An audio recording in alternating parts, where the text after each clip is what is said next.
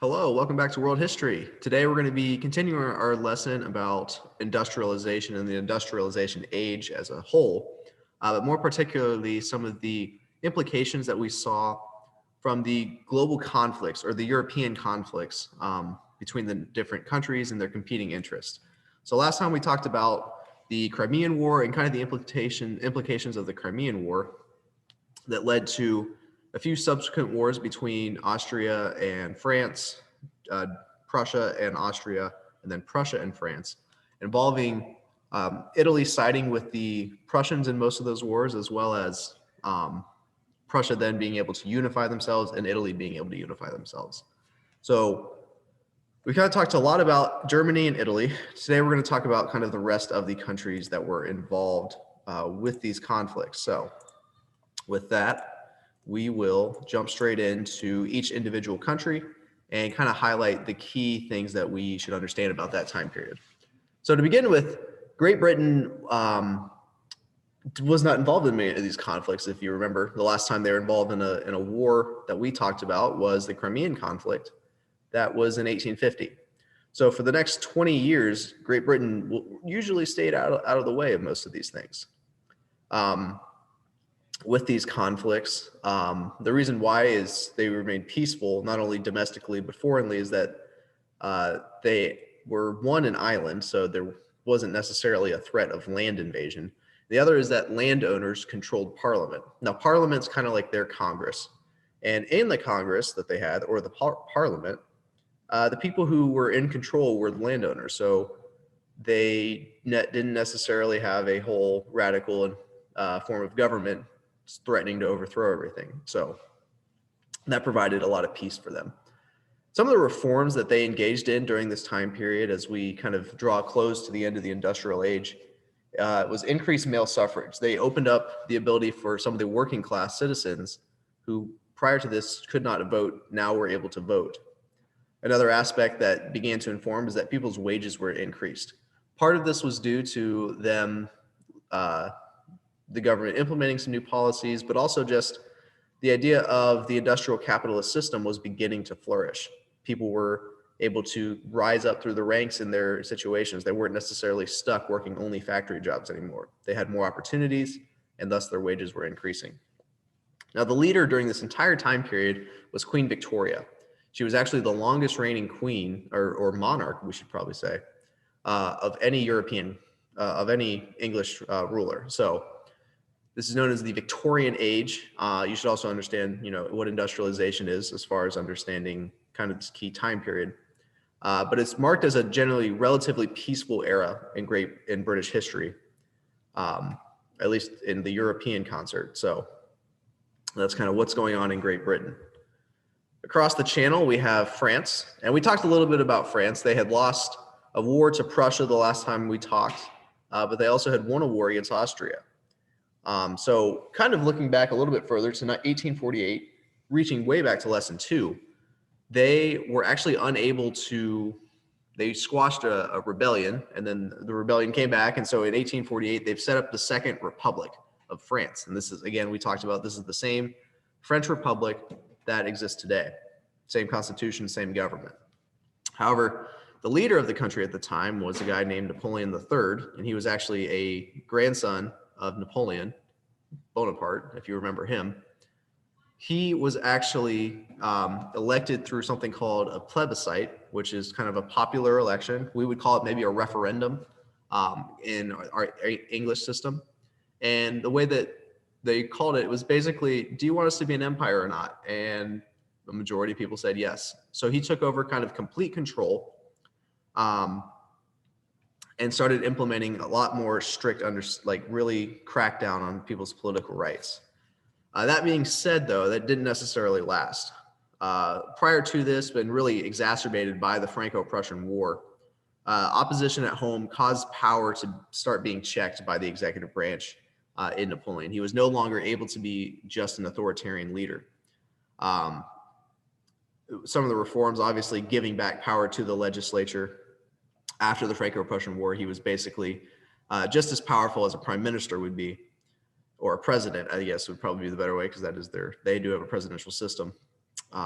But during his time, he tried to settle the upsetness, if you could call it that, of the people by trying to expand the economy. And he did this through building bridges and providing funding for new roads. He also slowly gave more power back to the legislature, giving them more power to make laws and declare war.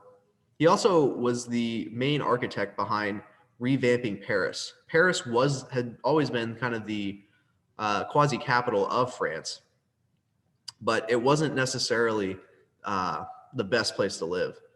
However, due to Napoleon III's renovations, if you can call them that, Paris became a modern city. They increased the street sides, put lights up throughout the city, increased the sewage system, and allowed it to really become a central hub of the coming modern age.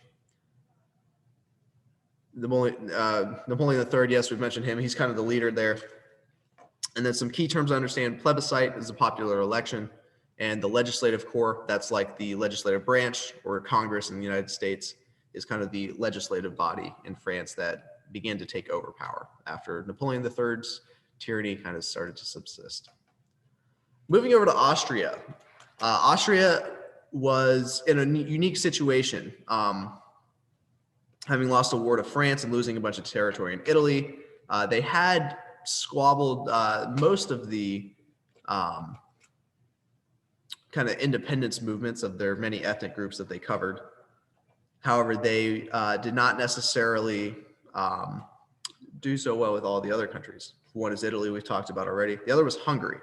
Hungary was it was one of the larger areas that they controlled that wasn't necessarily only just one group of people, that wasn't just necessarily Austrian, it's probably a better way of putting it. So the Austrians struck an agreement. It was known as the Compromise of 1867. And they set up their basically dual monarchies is what the system was called. So where there was two separate countries, two separate constitutions, two separate legislatures, two separate bureaucracies, but just underneath one ruler. So the ruler, his name was Francis Joseph, and he comes from the line of Maria Theresa, if we can remember her. And I guess the whole point of kind of going back through all of this is that Austria was struggling to keep up with everybody, but because they joined in this empire with Hungary, they became a much stronger country. They were able to share some of their resources, their military, their foreign policy, but they had to work together. So as far as reforms during this time, is they had new constitutions, and they created this unique system where there was somewhat of a check on power for domestic issues, but they also acted as one unique body and on a global stage. Moving further east to Russia. Russia is kind of one of those backwards countries that we never really understood what was going on until they showed up. Now, before the Crimean War, they were a very rural country, and they had made some efforts to try to modernize, but mostly unsuccessfully. After Crimea and getting humiliated during that war, they really tried to step it up. And it wasn't just trying to increase like their production and industrial power. They also wanted their political systems to be modernized. So one of the big things that they did was emancipate the serfs, and emancipation is to set free. So this is something that Alexander II did. His main, claim to fame is that he emancipated the serfs. And by freeing the serfs, they now could own property. They could have some limited political rights. However, these reforms were basically drawn back by the son of the son of Alexander II, Alexander III, if you could imagine that. He was assassinated, unfortunately, because many of the conservatives who trusted the old ways of doing things didn't really like how things are going. So Russia kind of at this point in the stage is not able to keep up with everything because they tried to reform. By 1871, they're not, continuing to these reforms, and in fact, going backwards in a sense. The last country we'll look at is the United States, which is kind of, a unique thing to do during a world history class, but we're going to compare the United States to kind of the global trends at the time. One of the key kind of takeaways is that there's this idea of nationalism growing in the United States as well. This was partially stymied by the Civil War that had occurred in the 1860s over the issue of slavery. And part of this issue of slavery had to do somewhat with the debate that was going on in a much broader sense in the United States, is how much power should the federal government have versus how much power the state governments have. So is it a states' rights issue, or should the federal government have the right to overthrow the states' rights in certain matters? And this is something that was constantly debated. The book mentions the idea of the Federalist and Republican debates. Those go back all the way to the foundation of the new Constitution and carried on throughout most of the 19th century. However, the kind of final nationalism that was established, and it took many years to create this firm American identity that was unique more than just from what state you hailed from, came after the Civil War. And it was an issue that had to be resolved in order for a United States to continue to be united. The biggest reform in the United States during this time is obviously the abolition of slavery. This was spearheaded by the efforts of Abraham Lincoln with the Emancipation Proclamation. And those are key terms that you'll want to know. It's more, obviously, what we just covered there in the last 2 minutes is what you could spend an entire class taking on. And I'm sure that many of you probably will end up taking a whole class on that issue and how it originated and how it was resolved. But in understanding kind of the global trends at the time, nationalism is continuing to grow, and several political and social reforms are being implemented in the United States as well. So kind of a shorter aspect of looking at these things. So obviously you'll want to do a little bit more reading on your own to find out the more details of these things and help you with your assignments. But the key takeaway here, as always, is what are the similar trends that are occurring? Obviously, nationalism is a big part of this, and countries are taking a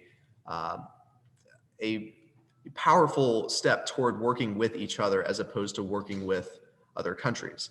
And when you start working more internally, you're going to end up having some conflicts with other people in the world. Now, while the lines for World War I, which I kind of alluded to in the previous lesson, hadn't quite yet been drawn, but establishing unique and autonomous nations that are self-interested obviously kind of starts setting the stage for it. So hopefully we've covered most of the countries that we'll be studying during this time period. I hope that this was helpful. If you have any questions, as always, reach out to me and I'd love to help. Thanks for tuning in, and we'll see you next time.